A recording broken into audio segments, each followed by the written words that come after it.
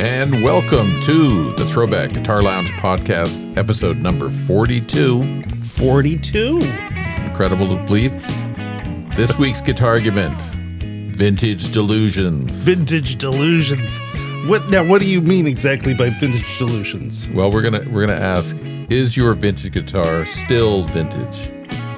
Yes, you came up with this concept because you were you had a sort of a parallel comparison that was inspired by Greek philosophy. Yes, by Greek. You're going deep into history here. We have to. We're going to go back into the origins of Western civilization and to all the way up to guitar to understand what is going on in today's guitar world. And it is the story of the Ship of Theseus. That is correct. Explain that to the viewers. Okay. They must know. Okay, so they probably do if they're well read, and of course they're well. They probably all know this, but I'll just give it just a little nutshell explanation. The Ship of Theseus is a classical philosophical paradox that questions whether an object, specifically in this case, the Ship of Theseus, remains the same if all of the components of the ship are replaced over time. Yes. Is it still? So for the Guitargument is how many parts of a vintage guitar can be replaced, features removed, finishes taken off, at one part, and still be a vintage guitar. Right. So I think that would be kind of an interesting job. They're moving furniture above us or something. Was that? I thought it was your drumming there. No, you hear that? Actually, the people above us have band practice periodically, and I'm sure they're moving a Hammond organ around up there. Oh, really? Yeah, because I've been up there. Okay, now I hear it. Yeah. Okay, well, let's get right to it, but that's the Guitargument. That's coming up. Vintage Delusions. Is your vintage guitar still vintage? Maybe I'm delusional about my stuff. I can't afford, the perfect pristine piece. So, okay, let's go right into the viewer mailbox here, the ThroBak Mailbox, Matthew. Let's hear what we got. Letter number 1. I'm interested in a ThroBak SLE 101 Plus MXV pickup set and the ThroBak JW 102B pickup set. However, the resistance readings for both are nearly the same, and both sets of pickups use A5 magnets, and that's true. Well, they do. Oh. But they use different versions of A5 magnets. The 101 Plus? Yeah. Unoriented A5. I hope you've been making them that way. Oh, yeah, no, you threw me there. But I saw the 101. I didn't see the Plus. Yeah, no, it's the Plus. Yeah, you're right. Unoriented A5. Okay, so what is the difference between these in terms of tone? It's confusing. And it's signed confused. So this is the resistance for both of these sets of pickups. And we'll display this. We've got two guitars, two Les Pauls, within 2 ounces of each other, so about the same weight, and we will play them. And for the pickups of the week, man, they're making a lot of noise up there. I don't know if viewers can hear that, but anyway, we'll play them for pickups of the week. And the difference comes down to magnets, machines are wound on.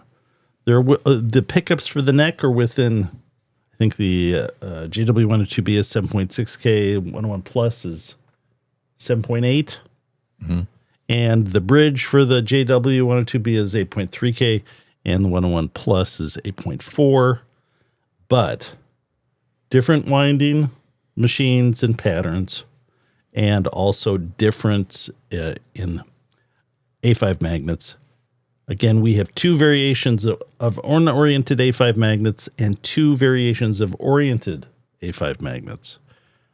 So when we play these, we will explain the difference, and hopefully you'll hear it too. But the SLE 101 Plus has long unoriented Illinois-made A5 magnets, which contributes to a very clear low end. Right. The JW102B has an oriented A5 magnet, and the bridge pickup, which gives it a bit more focus, but not quite the same crispness on the low end.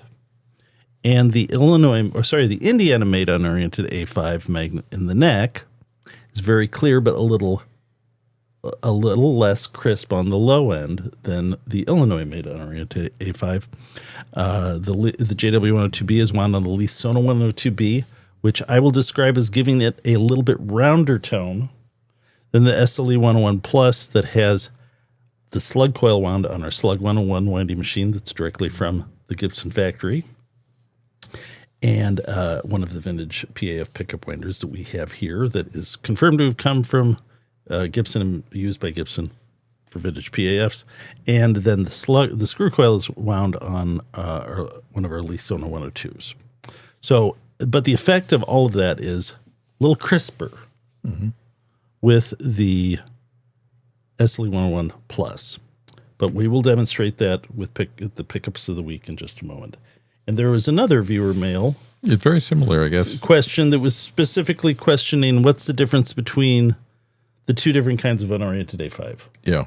And so we can address that specifically with comparisons of the neck pickups, because that's where these two sets are distinctly different also in their magnet choice. Is that it for the viewer mail? That second letter was the question was basically that the customer had a set of custom buckers in an R9 and it was flipping the magnets out. He was experimenting with magnets. He had sort of settled on the unoriented A5 in the neck, but it kept the A5 in the bridge. He found the unoriented A5 in the bridge was too loose. Now, does he say there actually are magnets? I saw that. I don't think he did say there are. I don't think they're actually ThroBak magnets. I suspect he does. He says, "I see you sell two different types of unoriented A5s. Could you comment on the historic use of unoriented A5s and the differences between the two versions you sell?" Okay, as far as historic use of them, they were used in vintage P.A.Fs, and the question is whether or not it was an intentional choice, or if it was a sort of a byproduct of the manufacturing process that some of the Alnico 5 that was used was unoriented because of where it was in the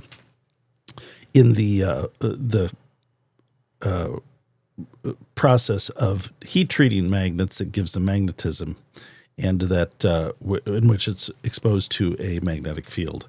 So the magnets can be unoriented if that's done improperly, or they can be intentionally unoriented. So the question is which. This was actually, first I saw mentioned of this was by Tim Shaw? Yeah, Tim Shaw. Is it Tim Shaw or Tom Shaw? I'm thinking Tommy Shaw is from Stax. Tim Shaw is the pickup guy. Is the pickup guy from Gibson. But when he was coming up with or being tasked to research this with Gibson, and the resulting Tim Shaw humbuckers that they produced, Gibson when they were still in Kalamazoo, the part of that research apparently was that he discovered that some of the vintage magnets out of P.A.Fs that they checked were in fact unoriented. So my experience with it was that when I contacted Permanent Magnet in Indiana to order Alnico 5, the first thing they asked me was, did I want oriented or unoriented? Mm-hmm. And they're one of the original suppliers of P.A.F. magnets that Gibson used in the 50s. They're no longer in business, but we have that melt record that from when we worked with them sent to Arnold, so we can still get those parts. But anyway, that is kind of the historical rundown as to how they work into the P.A.F. Timeline and legend. And Alnico 5 tends to show up in 59 era pickups. So anyway, Okay, so should we do the pickups of the week where we will demonstrate these? And also for the pickups of the week, I will use one of my questionably vintage guitars, I guess now, if we're going with this vintage Delusions and the Ship of Theseus idea.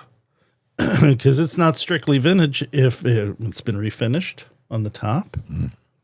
And it's got, we'll run down that in a minute. Let's get the bass and the guitars, and we'll just play these things. We'll be right back. Okay, Matthew, we're back. We've neglected a very important part of this show. It's cookies. Bonnie, Todd Dine's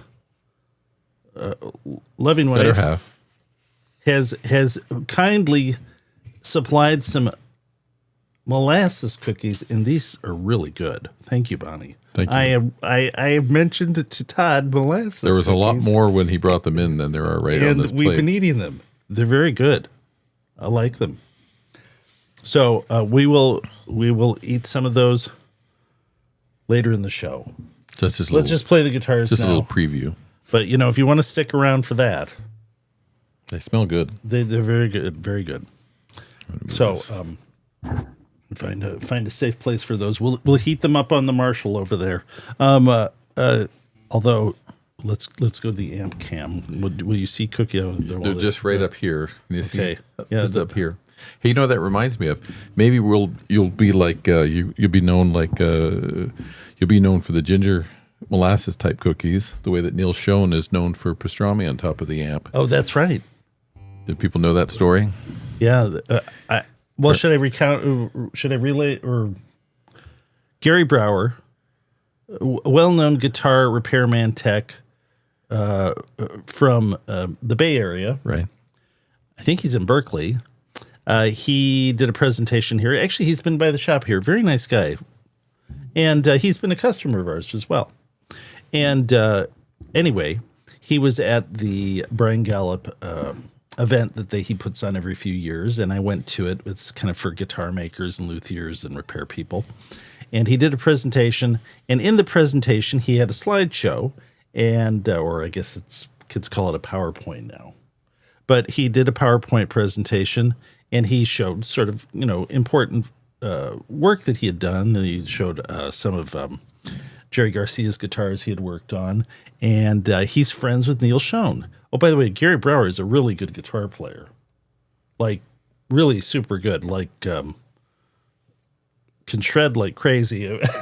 Anyway, so he showed. He's friends with Neil Schoen, and when Neil Schoen goes on tour, he's his tech. And he said, there's a rumor that Neil Schoen uses salami on his fingertips to grease his fingertips to play better, do the shredding that, of course, Neil Schoen is well known for. And he says, and I want people to know that the rumor is true. And I'm sure I mentioned this before, but it's a good story. But then he shows a picture of slices of salami in a basket on top of a hot amp. And he said, and then he shows them at the end of the show, and they're all curled up because they've been kind of like cooking or drying out on there. And I guess Neil Schoen puts his fingertips in the salami, gets them kind of greasy. And he says it does not make his guitar smell. What do you so think that's a tip for anybody out there who wants it's a pro tip. What do you think that is? Do you think he's on to it, cleaning it as soon as the show's over? I don't. Maybe it's I don't know what it is. Or is it just maybe? Well, it's celebrity salami. Yeah, maybe it's probably specially made for this purpose. It's how the rich and powerful live. They can get special salami for this purpose. Smell. So anyway, we've got the guitars here. We will start with the pickups of the week. We're going to play the JW102B first. I will show the guitar here. This is a wonderful R8 and they have the JW102B pickups in And it's there. the R8. It's VOS, you said? It's VOS, yeah. And although it's R8, I don't know if you see it in this light so well. It's got a bit of flame if you catch it right. Very nice guitar. Anyway, so we will follow this up with the my 52 to 57 Les Paul conversion that I've had for years and years and years. My main gigging Les Paul. Mm-hmm. And that has the SLE 101 Plus set, and that will lead us right into the Guitar of Theseus. Can I say that correctly? Guitargument. And you can just pick apart that guitar, and I can feel really terrible about it by the end of it. Okay. Okay, you ready, Matthew? What are we going to do? Let's do C? Yes. Ready? Ready.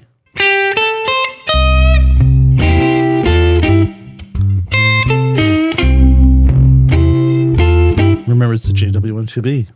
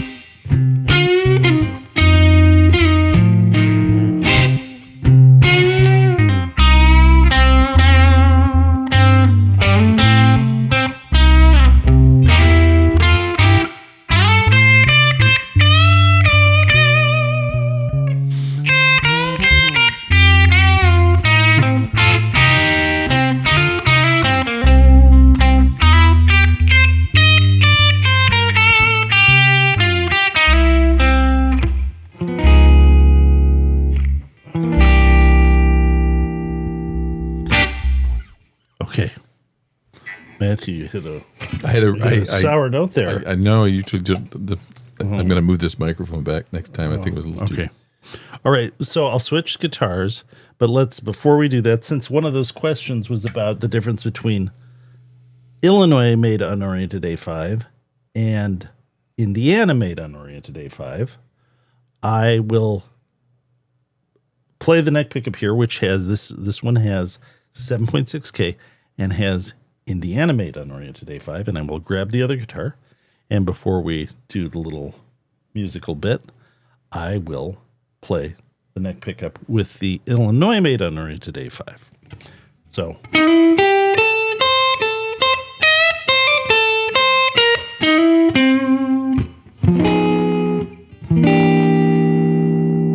That's Indiana.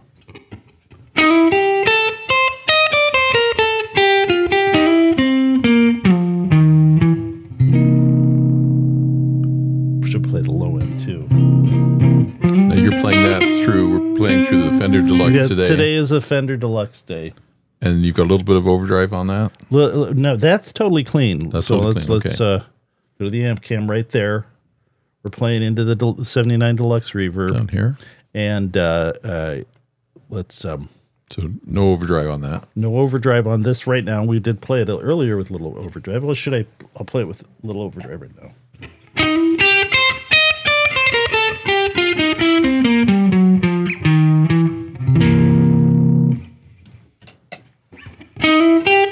No word for drive.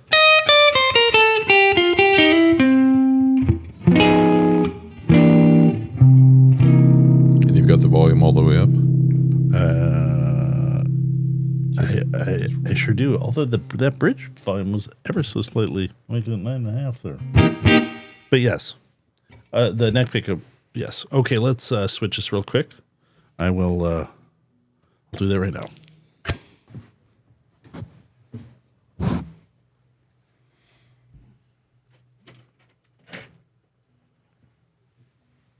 I think my drum roll didn't make any noise or didn't have the fader up. Okay, here's my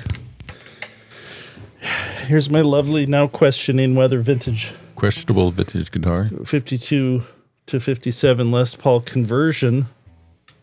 Okay, let's hear the neck pickup here. Volume up 10.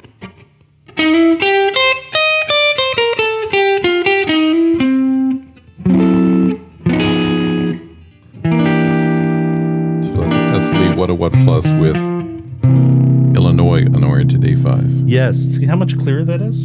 Yeah, it is. I mean, the other I would describe as not as crisp in the low end.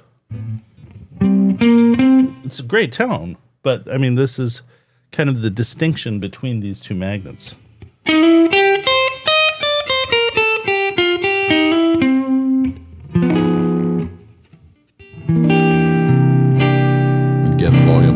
the volume's all the way up on that. It is. It's quite a bit different. Now, there is a difference also in how these are wound. The Slug 101 coils wound into this set and the SLE 101 do make the low end more detailed. Mm-hmm. So that's part of it as well. But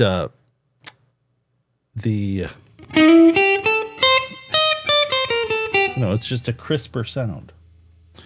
And I would describe that as a little rounder sounding. The JW102B and just in general stuff, pickups that are wound on the Lisona 102 exclusively. Okay, so I should mention too, this set in the SLE 101 that we have offered from the beginning, and this is a favorite of Alan Hines. Mm-hmm. Frequently, this is his choice for a Les Paul. Has been for years, and that's true. In fact, he I didn't know. Well, I've mentioned before. I didn't have any clue. I didn't know who he was, other than he bought our stuff, and he was a pro player. But then we had people like asking, "I want the pickups in Alan Hines Les Paul." Okay, let's play. Mm-hmm. It seems like there was another sort of notable player. I'm leaving out of that list of people that use these, but these are among our best sellers. Mm-hmm. SLE 101 Pluses. So I've very often suggest these to a player that wants the widest variety of tones from their Les Paul and also wants the clearest neck tone. And again, as far as widest variety of tones, the fact that it's 8.4K bridge, it means you do get good output without it being overwhelming, but good output for leads and then a very clear neck pickup for rhythm work. Okay, you ready, Matthew? I'm ready. Okay.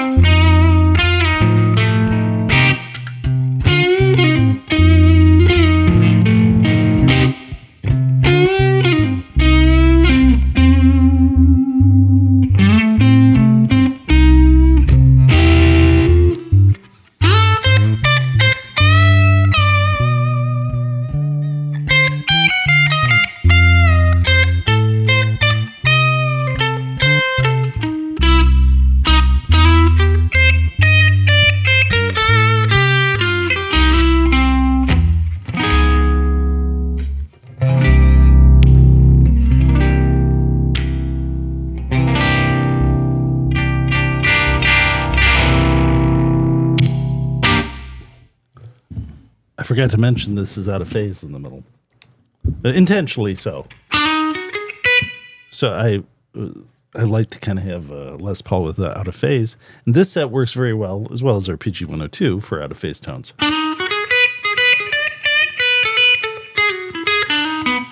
And roll it back a little bit there and kind of blend them.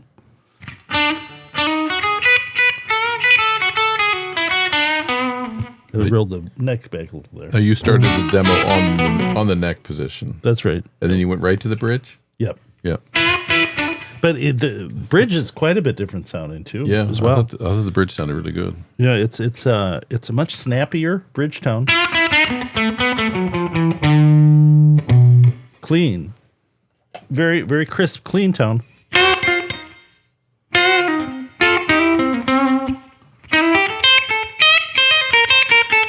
Like I tell country players that want a Les Paul, it'll kind of cover that. This works very well. Mm-hmm. And but it fattens up with a little dirt.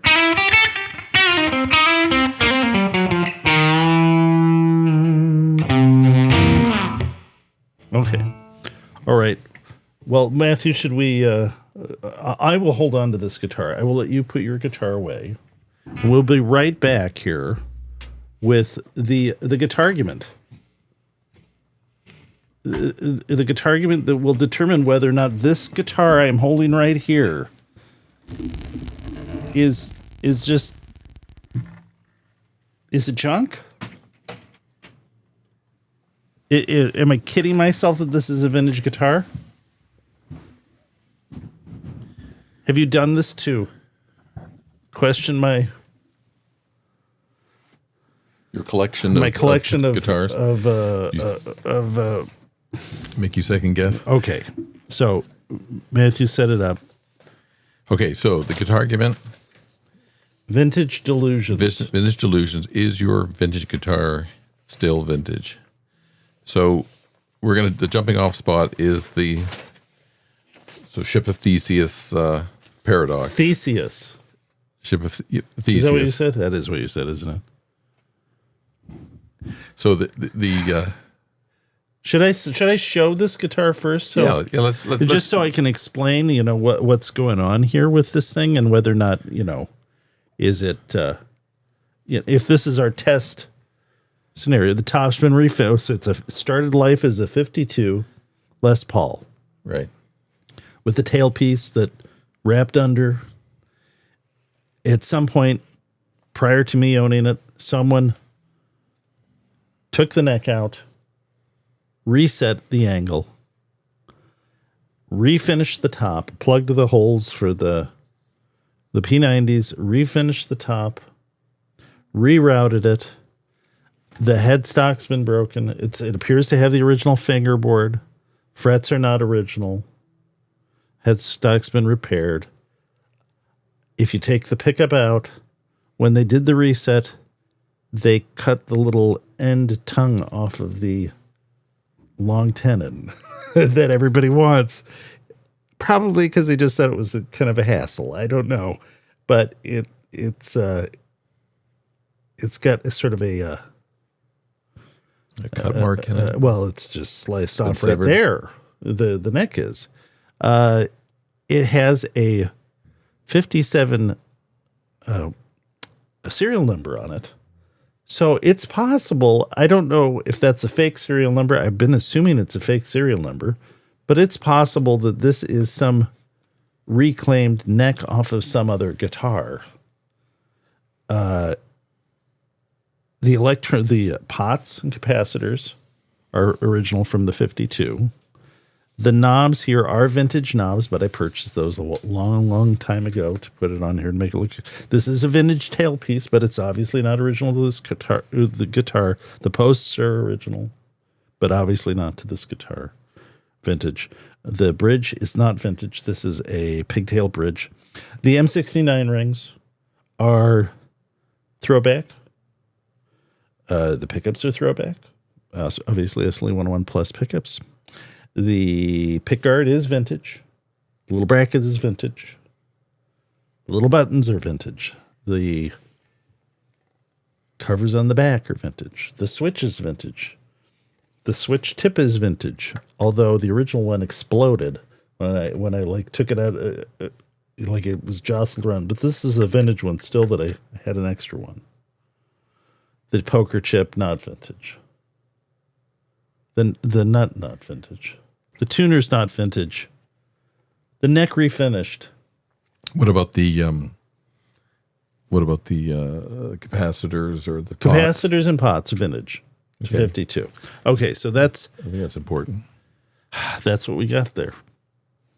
All right, let's get to it. So let's argue about this. Okay, so Am I going to defend my guitar? you have to defend the guitar, and I'm going to take shots at the guitar. Okay. So, but just so that the idea behind the Ship of Theseus is that it challenges concepts of identity and suggesting that even if every piece is swapped out, functional or structural continuity is maintained in the object's identity. So the paradox sort of supports your position. Well, the thing is, though, an untouched vintage Les Paul at this point, very rarefied air for anybody that can find one and afford it. So then the question is, you chip away at that ideal. When is it when is it just a vintage guitar in sort of like someone's imagination, but it's some point, is it just sort of is it a fantasy and no longer a vintage guitar? Or if this tuner here is the only vintage part of it, is it still a vintage guitar? I don't know. Some might argue it is. It is. Okay. All right, so 5 minutes. 5 minutes. Are we set for this, Matthew? I think so. Okay, you're going to start? I'll start. Okay, go ahead. Okay, so break my heart. Well, I think it gets complicated, but you've got. Maybe should we show the guitar again? Yeah, well, it's right there. So you have pick it apart. You have materials, which are the wood and the wire and all the electronics and everything, and then you have the form. So the form is the shape. Yes. So let's say this guitar had its everything was all original. Yeah. But then the neck breaks and it has to be replaced. The neck itself is gone. So we have a new neck on this guitar. I have one of those guitars. Yeah, so one of those two. Yeah. So this is a common problem with a vintage instrument. Is it now a vintage instrument?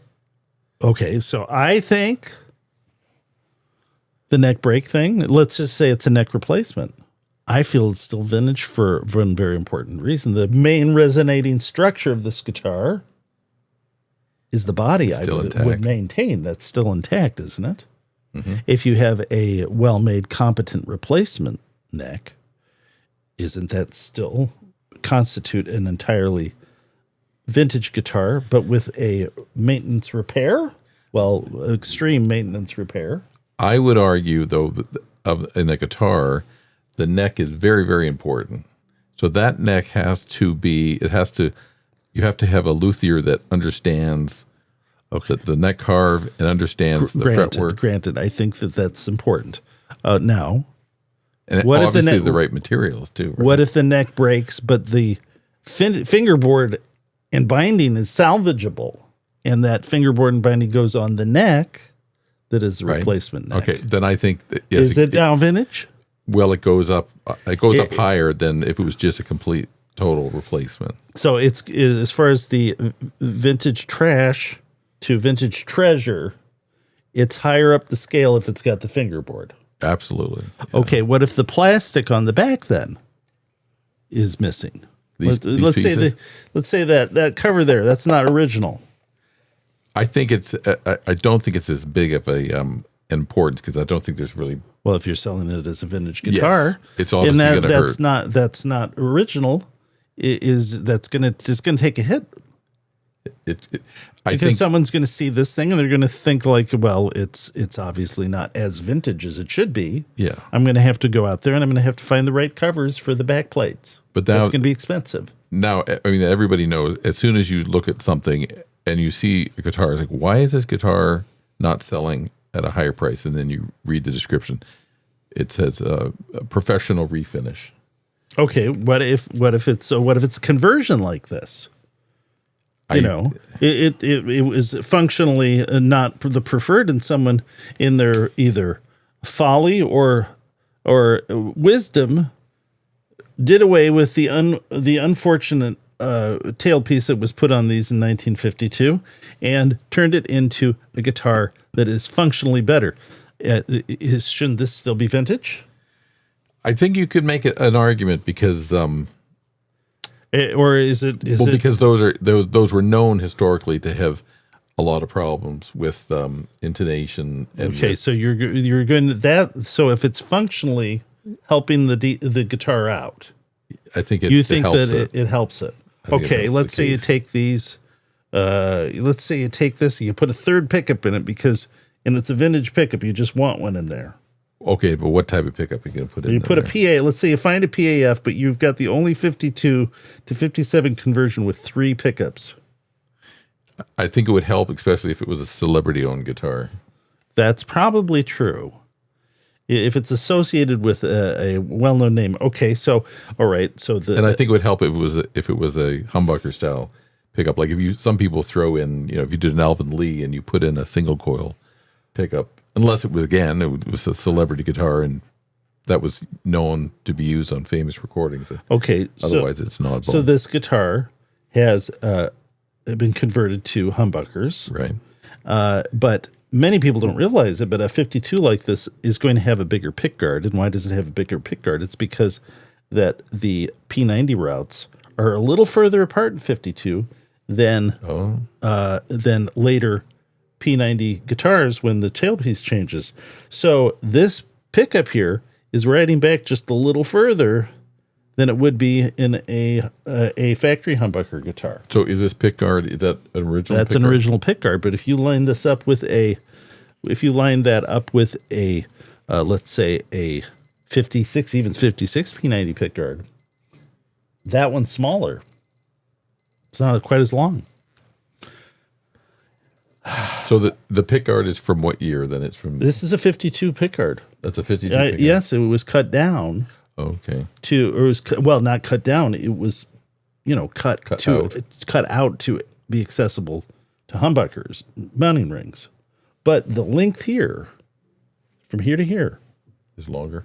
And I didn't really realize that until I made a pickguard for the 68 or small headstock 69 gold top I have, that the previous person had messed up their effort to change it to humbuckers. They're playing the piano up there now, aren't they? No, it doesn't. They don't matter. Okay. Hey, go to the cool down, because I wanted to bring up one other issue with this, was I found it interesting. So I think the first philosopher who came up with this whole idea was a fellow by the name of Plutarch. Mm-hmm. Did you ever heard of him? Mm-hmm. I believe so, yes. You didn't know him well? I didn't know him well, but no, I've heard of Plutarch. So there are philosophers through the ages who have battled with this whole idea of the guitar. We're going to call it the guitar of Theseus, but the Ship of Theseus. And they've examined it. And one of the more interesting ones was Thomas Hobbes. And I don't have his dates of when he lived, but I know the name. And he threw a twist in the whole idea. So the idea behind the Ship of Theseus is that if you, over time, replace every part on the ship, is it still the same ship? Is it still the Ship of Theseus? See, I think you're not. So, but here's what Hobbes did. So this guitar, over time, we replace all of the parts, everything. So the guitar is completely, everything in the entire guitar has been changed. But we collect all the parts. We've kept all the parts. And then we reassemble those. And we have another guitar. So you now have 2 vintage guitars? Now you technically could have. Which is? It sounds like this is money making opportunity. If you've got that sort of like foresight in order to work the system. So which would be the vintage one? Suddenly. Well, I think the parts have to be with something like this. I say, well, I don't know. I do know that Alan Hines, I've talked to Alan Hines and I've seen interviews with him. He's adamant that like with a Fender guitar, that he thinks a very large part of the tone is the neck of the guitar. And so he's got vintage necks. I can't. Sometimes it just feels like that neck is. I do know that I think important. I get the feeling that for like a Strat, a thinner neck makes a fatter sounding Strat. So really? I mean, I do obviously so counterintuitive. I think it's obviously sort of a tonal aspect to the neck. So, but you know, he's a player of the level that he's paying attention to this stuff all the time, and he's pretty convinced that's a key part of getting a good tone out of something like a Telecaster or a Strat. Yeah, I think though that you know, once the body's gone, it's not. You can't call it a complete guitar anymore. All right, so but maybe the I'm sure that people would think if it's not got the you know, maybe the pickups, or since they're for an electric guitar, they're actually creating the signal that we're hearing. Is that the big part of it? Now, of course, this has ThroBak Electronics P.A.F, vintage P.A.F repros in it, and the difference between this and a vintage one, I will maintain, is zero, except for the fact that you have a vintage one created today and then a vintage one created in the 50s and 60s.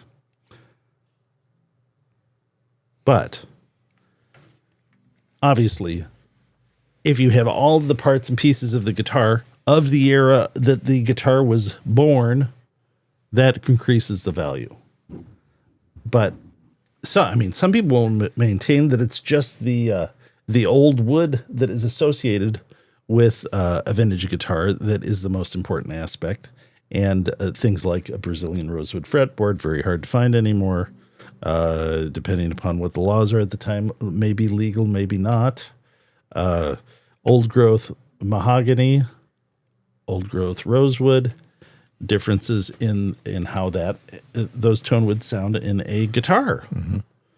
So, but some would maintain that that is the part of the guitar that has to be has to be present in order to call it a vintage guitar. And then the rest of it can be it's varying degrees of vintage.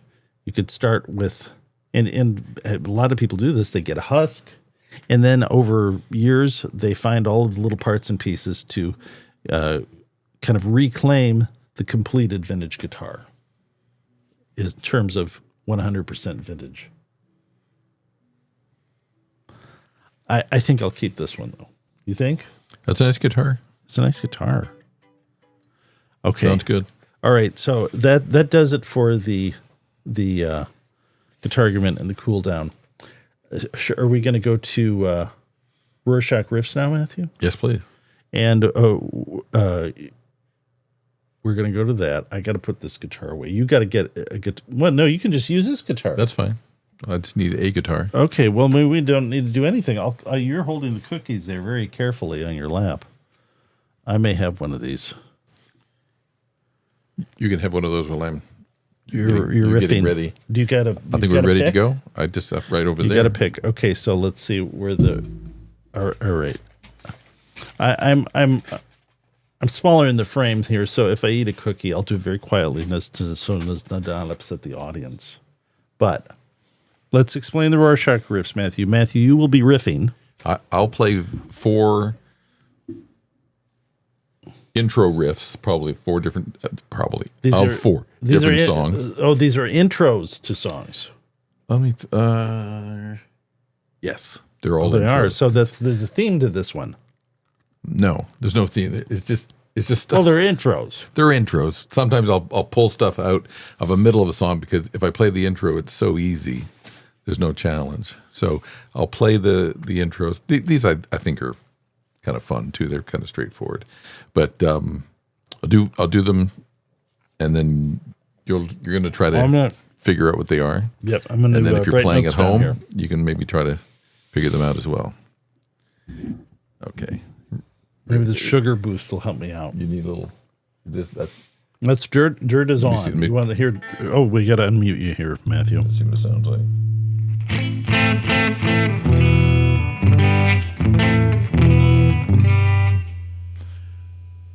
I think it's probably fine. Okay, here we go. Number 1.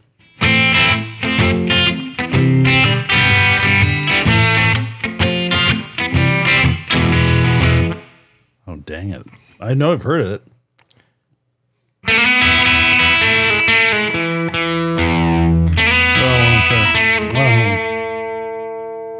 okay. Okay, that's easy. Okay.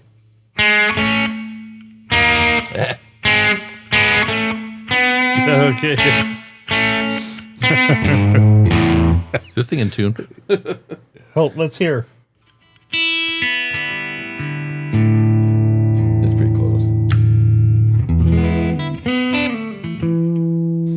And then, the last one. This is a good one.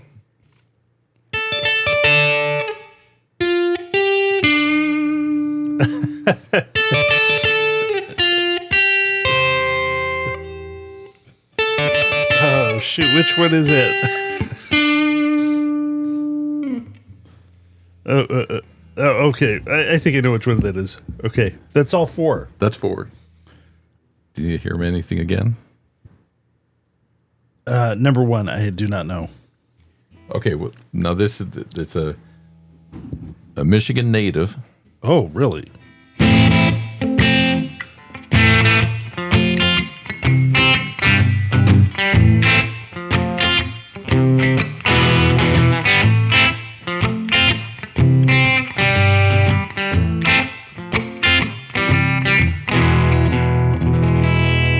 Okay, so I'm thinking Michigan native, Del Shannon, Iggy Pop. Iggy Pop.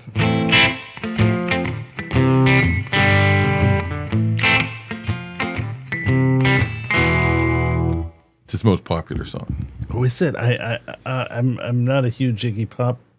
I mean, I like Iggy Pop. I don't have any Iggy Pop albums. Neither did any of my siblings when I was growing up. It's been in commercials. I know. I've heard it. Movies. I assumed actually kind of it was Iggy Pop. I just don't know the name of it.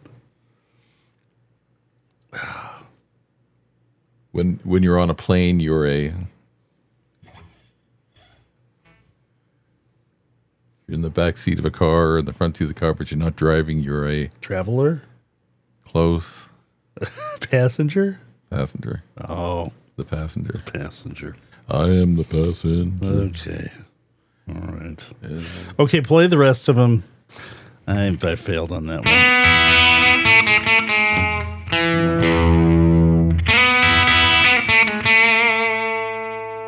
one. I know this one. Yeah, dude, let's say you don't need any more than that. No. I do that every time.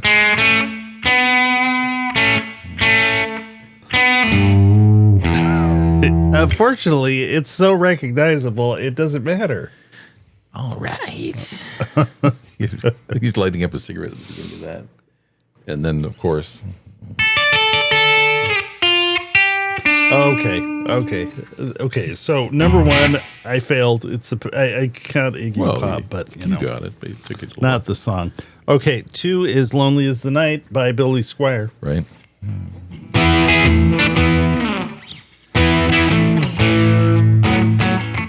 Okay. 3 is it called Rock and Roll or Rock and Roll Ain't Noise Pollution? Yes. Is that the whole name of the song? Yes. AC/DC. Right. Back in Black. Last song. And 4th is is the theme for The Good, the Bad, and the Ugly? Correct.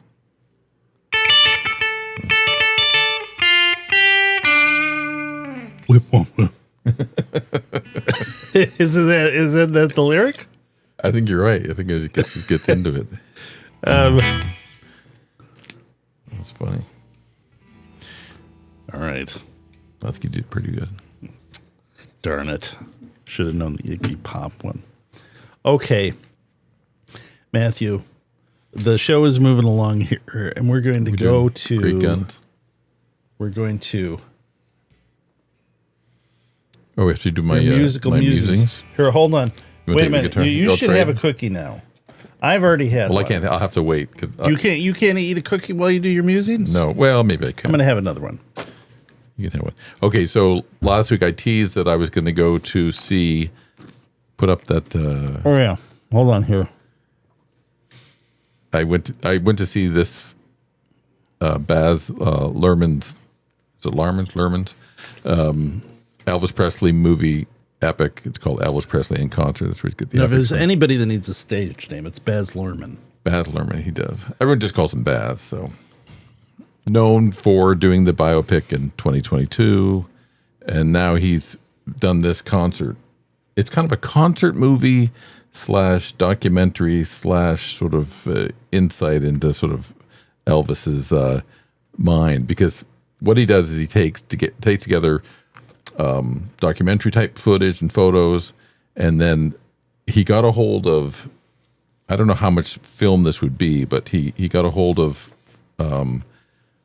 68 boxes of 35 millimeter and 8 millimeter Wow. film that was found at the Warner Brothers Film Archives that were stored in salt mines in Kansas somewhere. Wow. So that footage did not have any sound. So he spent the last few years putting together the sound with this footage, and then sort of putting together this story of Elvis. So you this was insight inside of Elvis's brain? Yeah, because it also includes, he got 45 minutes of audio of Elvis sort of talking about his career and talking about his life, and then he interspersed that in with all this footage and with this concert stuff. And there's lots of footage of him rehearsing with his band, getting ready to do the first Las Vegas gigs at the International Hotel. And then there's footage from those early shows. Is the interviewing like, you only hear one side. You just hear Elvis's voice talking. is it like a real interview, or is it like, his buddies are over his shoulder laughing at him? I think it's a real interview. Okay. Yeah, so it's good audio, and it's insightful. But the movie kind of picks up at the end of the 60s with his, he wants to get back on the road. He wants to tour again. He wants to perform again. And he really hadn't done that for, I guess, until the comeback special. But he hadn't really performed. And then so this starts up, I think it's like 1,100 performances between 69 and June of 1977. He did 640 sold out shows at the International Hotel, and those shows would only be about 2,200 people, so it was a pretty intimate. Wow, that's pretty small. But some of those shows, a lot of the times those shows, he would do 2 a night with those shows.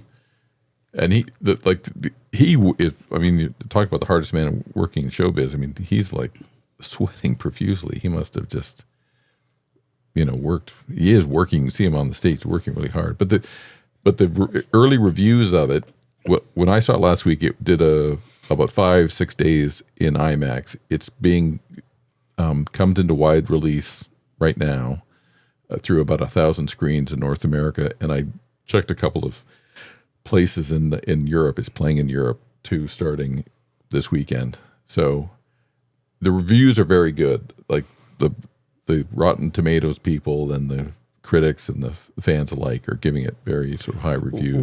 Was it really much?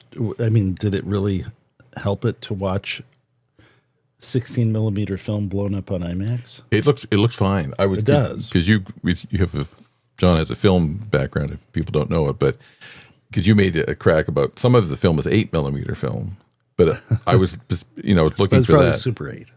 That's a little better quality. Is it? Well, I'm just kind of a joke. It is better quality. It's a little bigger image. But you're looking at an IMAX screen. But no, it looks fine. Huh. And then the audience, there was an interesting audience because you had people that, early fans, because they were coming in and like with canes and walkers and things. And then you had kids too. Huh.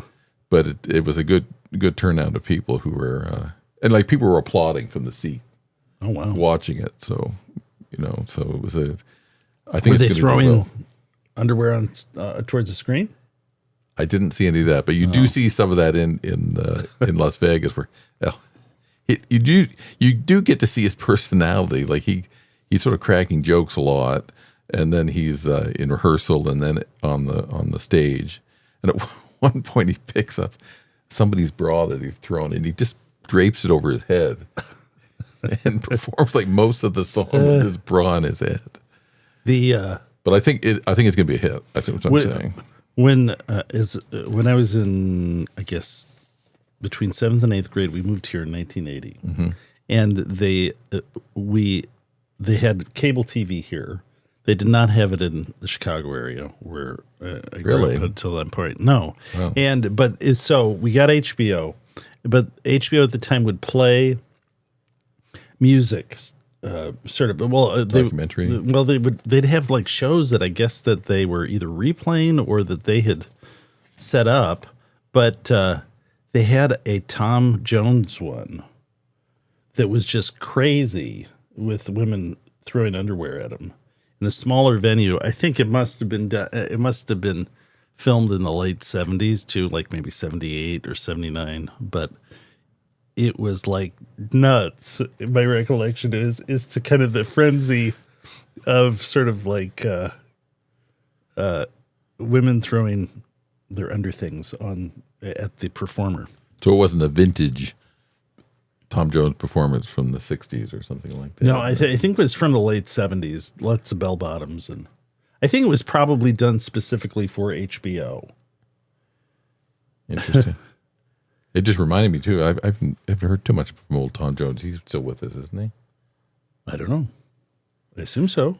I had a couple of his, because, he kind of put out some roots records, kind of gospel-y kind of roots records with his, in the last, I don't know, probably going back to the mid-2000s or so, where he does a lot of covers, and it sort of sounds like Americana, but I haven't listened to those in a while. I have to go back and listen to that. All right, is this for your musical music? That's it for my music. You better eat a cookie. I'll eat a cookie on camera before we wind up the show. But I think if you like Elvis, if you don't like Elvis, you'll enjoy that movie. It's fun. You were eating the cookie. Let's make sure. Let's get proof. It's very good. They're very good. I've had at least 3 during the show. And I like my ginger molasses type cookies. These are excellent. Very good. Thank you, Bonnie. Thank you, Bonnie. Thank you, Todd, for delivering them. Okay. So we've kept this about an hour. That's nice. All right. Okay, we'll see everybody next week. Thanks for watching. And we'll see what is in store for that show next week. Take care.